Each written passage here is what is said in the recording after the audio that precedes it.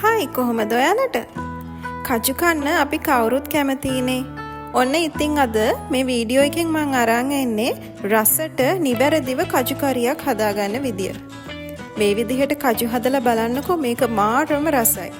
ආයෙ කන්න හිතෙනවා. ඉතින් අපි බලමු මේක කොහොමද හදන්නේ කියලා.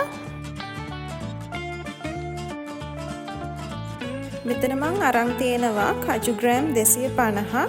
මේ භාජනයේ තමයි අද මම මේ කරි එක හදන්නේ. මේ කජු ටික මම කලින් දවසේ පෙඟෙන්න තියලා උදේ පෙරලා තමයි ගත්තේ. කජු ටික ඒ වගේ කලින් දවසේ පෙඟෙන්න තියලා තමයි අපි පහුවෙන්දට මේක හදන්න ගන්න ඕන.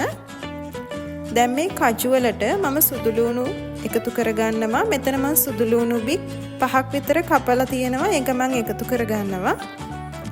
ඊළඟට මෙතන ලුණු ගෙඩියකින් භාගයක් අරන් තියෙනවා. ඒකත් මම දාගන්නවා. ඊළඟට මෙතන අවමිරිස් කරල් 3ක් මම දිගට කපලා අරන් තියෙනවා. ඒකත් එකතු කරගන්නවා. ඊළඟට කරපිංච ටිකකුත් එකතු කරගන්නවා. ඊළඟට රම්පේ කෑලි දෙකකුත් ඒ වගේම කුරුඳු පොතු දෙකකුත් මම මේකට එකතු කරගන්නවා. ඊළඟට උළුහල් තේ හැඳි භාගයක් මම මේකට දාගන්නවා. මෙතන 3-5 තේ හැන්දක් මම අරන් තියෙනවා. ඒක එකතු කරගන්නවා. ඊළඟට කහ තේ හැඳි භාගයක් අරන් තියෙනවා. ඒ වගේම ලුණු තේ හැඳි භාගයකුත් මම මේකට දාගන්නවා. දැන් මම මේකට අවශ්‍ය ප්‍රමාණයට වතුර එකතු කරනවා. වතුර සාමාන්‍යයෙන් කජු ටික වැහෙන ප්‍රමාණයට තිබ්බම ඇති. ඊළඟට මම මේක පොඩ්ඩක් මේ විදිහට කලවම් කරගන්නවා. දැන් මම මේ කජු ටික උයා ගන්න තමයි යන්නේ. මම මේක මේ විදිහට ලිපෙන් තියලා සාමාන්‍ය ගින්දරේ මේ කජු ටික හදා ගන්නවා. මේ වතුරෙන් කජු ටික හොඳටම තැම්බෙන්න ඕනේ. ඉතින් මම මේ විදිහට වහලා මේක හදා ගන්නවා. විනාඩි 15ක් විතර යනකොට මේ වතුර ටික හිඳිලා මේ විදිහට කජු ටික අපිට බලා ගන්න පුළුවන්. ඊට පස්සේ මම මේක පොඩ්ඩක් කලවම් කරලා මේ කජු එකට මම එකතු කර ගන්නවා දිය කිරි කෝප්ප එකක්. ඊට පස්සේ ආයිමත් මේක පොඩ්ඩක් මේ විදිහට කලවම් කර ගන්නවා. ඊට පස්සේ මම මේක වහලා ආයිමත් මේ විදිහට උයා ගන්නවා. මේ අතරතුරේදී මම තව පොඩි මිශ්‍රණයක් හදා ගන්නවා කජු එකටම එකතු කරන්න. ඒකට මම මේ විදිහට කජු කෑලි 10ක් 12ක් විතර මේකෙන් පෙරලා අර ගන්නවා. මම ඒක මේ විදිහට වෙනම භාජනයකට දා ගන්නවා. මෙතන මම අරන් තියෙනවා උකු පොල් කිරි කෝප්ප එකක්.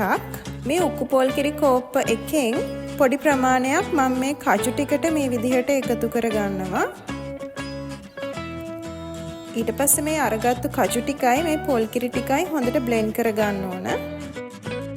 බ්ලෙන්ඩ් කරයින් පස්සේ මේ වගේ උකු මිශ්‍රණයක් තමයි අපිට දකින්න පුළුවන්. මේ මිශ්‍රණය මම අර කලින් තිබ්බ උකු පොල් කිරියකට මේ විදිහට ආයෙම එකතු කර ගන්නවා. ඊට පස්සේ කහ තේ හැඳි භාගයකුත් මේකට එකතු කර ගන්නවා. දැන් මේ මිශ්‍රණය හොඳින් මේ විදිහට කලවම් කරලා මම මේක පැත්තකින් තියාගන්නවා. ටිකක් වෙලා යනකොට මේ විදිහට අපි දාගත්තු දියකිරි ටිකත් සාමාන්‍යයෙන් හිඳිලා තියෙන්නේ. අන්න ඒ වෙලාවේ මම මේ හදාගත්තු උකු පොල් කිරි ටික මේ විදිහට එකතු කරගන්නවා. ඊට පස්සේ විටින් විට මේ විදිහට කලවම් කර කර මේක අපි උයා ගන්න ඕන. ඉතින් විනාඩි 4-5ක් විතර යනකොට අපිට අතට තේරෙනවා මේ කජු කරි එක හොඳට උක්කු වෙලා ඇවිල්ලා තියෙනවා. ඉතින් මේ වෙලාවේ ඔයාට ලුණු බලලා ලුණු මදි නම් තව එකතු කරගන්න පුළුවන්. ඊට පස්සේ මම මේක ලිපෙන් අයින් කරගන්නවා. දැන් මම මේකට ටෙම්පරාදුවක් හදාගෙන තමයි යන්නේ. ඉතින් මම පෑන් එක මේ විදිහට ලිපෙන් තියලා ලිප ඔන් කරලා මේ විදිහට තෙල් මේස හැඳි දෙකක් එකතු කරගන්නවා. තෙල් ටික රත් වීගෙන එනකොට මම අබ තේ හැඳි භාගයක් විතර මේකට එකතු කරගන්නවා. ඊළඟට මෙතන සුදු ලුණු බික් 4ක් විතර මම හීනියට කපලා තියෙනවා. ඒක එකතු කරගන්නවා. ඊළඟට ලුණු ගෙඩියකින් භාගයකුත් එකතු කරගන්නවා. ඊළඟට මම අරන් තියෙනවා වියලි මිරිස් 3ක්. ඒකත් මම කපලා මේ විදිහට එකතු කරගන්නවා.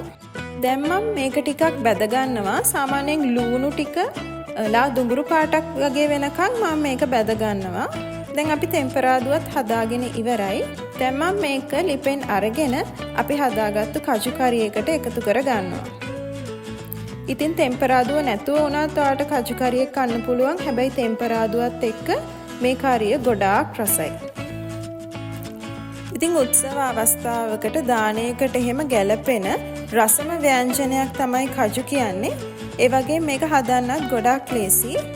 ඉතින් මේ විදිහට කජු හදලා ඔයත් මේ වීඩියෝ එක යටින් අනිවාර්යෙන් කමෙන්ට් එකක් දාන්න. මේ වීඩියෝ එකට කැමති නම් ලයික් කරන්නත්, channel එක subscribe කරන්නත් අමතක කරන්න එපා. තවත් රසම රස රෙසිපි එකකින් අපි ආයෙත් හමු වෙමු.